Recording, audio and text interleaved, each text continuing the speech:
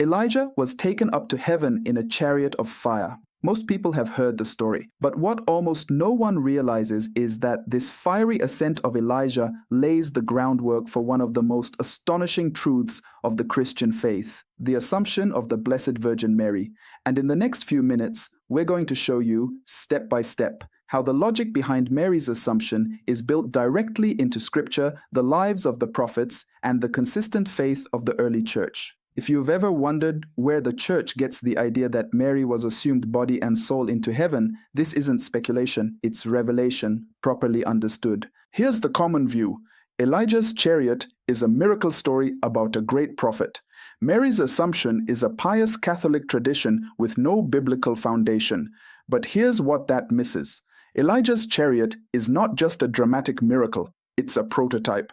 And Mary's assumption is not a late invention, it's the logical fulfillment of what that prototype points to. This matters because many sincere Christians, maybe including you, want to believe what God has revealed, but they don't want to go beyond Scripture. They want truth that is consistent, historical, and grounded. And that's exactly what this connection provides. In this video, we'll unpack how Elijah's fiery chariot helps us understand Mary's assumption, how the church fathers interpreted it, what the church officially teaches, and how to respond to sincere objections. And we'll do it with Scripture, the Catechism, and historical teaching from the earliest centuries of the church. I'm Dominic. I've spent time studying and teaching the Catholic faith online, and every time we dig deep, we discover how much beauty and clarity has been right in front of us all along. If you're interested in deepening your faith, hit like and tell me where you're watching from. And if you find this valuable, consider subscribing to stay rooted in Catholic truth.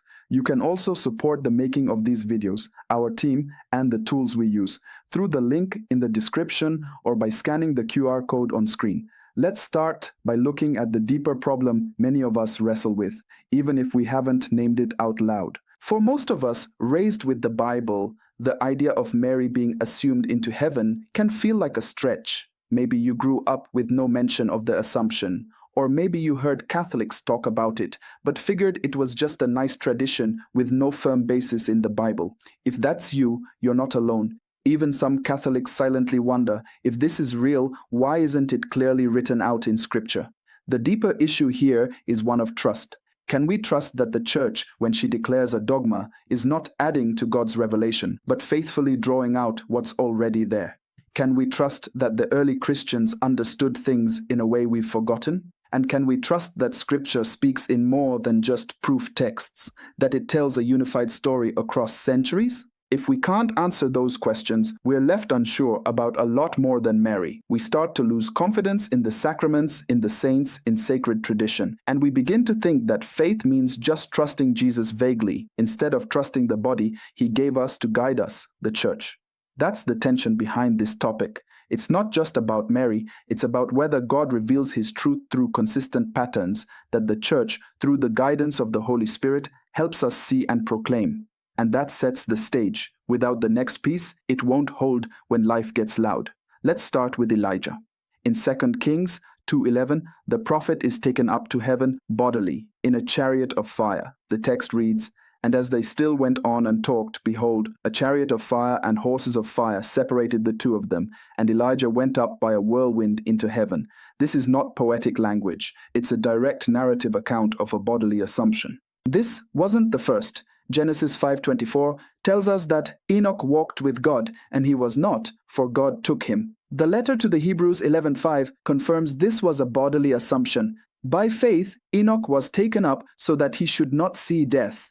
Now notice what's happening. Scripture provides at least two clear examples of individuals taken body and soul into heaven prior to Mary. These are not random anomalies. They reveal a pattern in God's actions. And in Matthew 17:3, during the Transfiguration, Moses and Elijah appear speaking with Jesus. The implication is that Elijah, assumed bodily, is now glorified and alive in heaven, capable of communion with Christ. Why does this matter? Because it means the idea of bodily assumption is already part of the biblical worldview. It's not invented by Catholics. It's initiated by God himself in the Old Testament. Now apply that to Mary. If Elijah, who prepared the way for the Messiah, was taken up, how much more fitting that Mary, who bore the Messiah in her womb, would also be assumed, not by her own power, but by God's grace.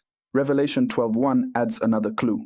A great sign appeared in heaven, a woman clothed with the sun, with the moon under her feet, and on her head a crown of 12 stars. While interpretations vary, the Church teaches that this woman is both Israel and Mary, and the imagery of her being seen in heaven supports the Church's teaching that Mary's body is no longer in the tomb, but that's only the second strongest clue. Mary's assumption actually fulfills the clearest biblical pattern of all. So what does the assumption of Mary actually mean? According to CCC 966, the Immaculate Virgin, preserved free from all stain of original sin, when the course of her earthly life was finished, was taken up body and soul into heavenly glory. This was formally defined by Pope Pius XII in 1950 in Munificentissimus Deus, but he made it clear that the Church had always believed this. Paragraphs 40 to 44 present the assumption not as a theological innovation, but as a confirmation of long-held faith. The Pope quotes early fathers, local liturgies, and the Church's sense of the faithful to show that this wasn't a new doctrine, it was a settled belief waiting for its solemn definition.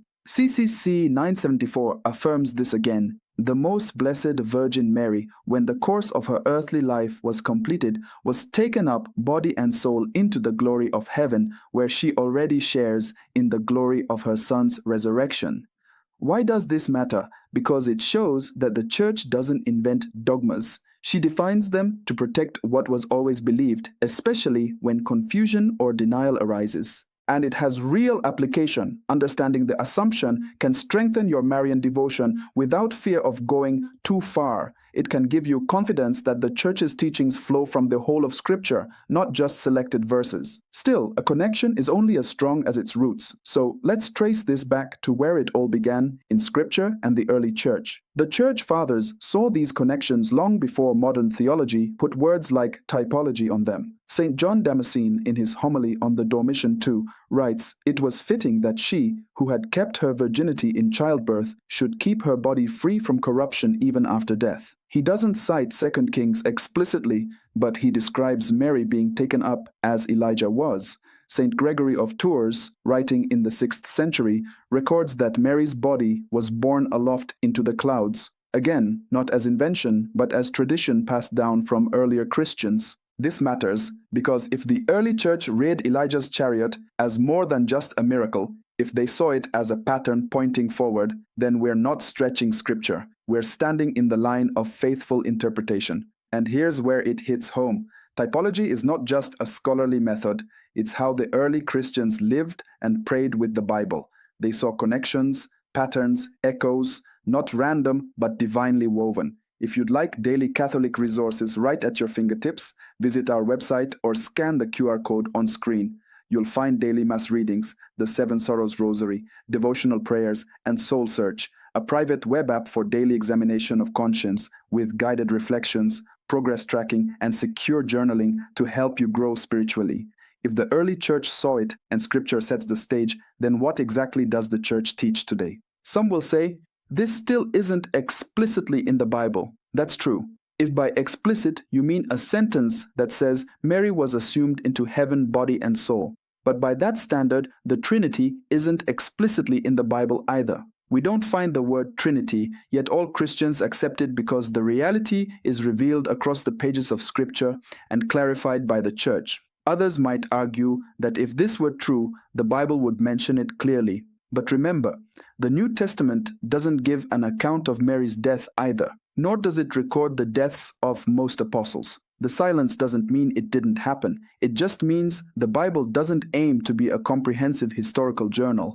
It gives what's needed for salvation, trusting the Church to safeguard the rest. We'll present the Protestant view as holding to sola scriptura and explain how typology and tradition offer a broader biblical lens. We'll avoid dismissiveness and focus on constructive dialogue. That's why even objections, if sincerely explored, can lead to deeper clarity and conviction. Here's what we've seen. Elijah's fiery ascent isn't just a cool Old Testament story. It's a divinely chosen pattern, preparing us to recognize what God would do later in Mary. And Mary's Assumption isn't a bonus miracle, it's the natural outcome of her unique role in salvation history. The early church saw it, the magisterium confirmed it, and scripture supports it when read through the lens of the whole story. So what can you do? First, read 2 Kings 2 and Revelation 12 this week, slowly, prayerfully. Ask, what is God saying through these signs?